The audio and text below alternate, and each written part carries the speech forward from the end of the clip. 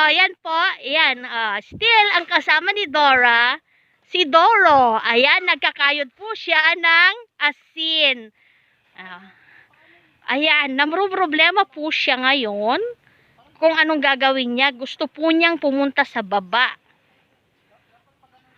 Ayan, yan. Binibigyan po siya ng instruction kung anong gagawin niya. Ayan, pagod na po siya. At wala siyang tiklis na makita, kaya problema po niya kung paano niya isisilid yung mga yan at ilalagay sa supot. Ayan. Mag-hi ka naman, friend. Ayan. Yan po. Okay? Wala ka bang dalang supot? Ayan po siya. Ayan. Ayan, yung tsinelas po. Okay?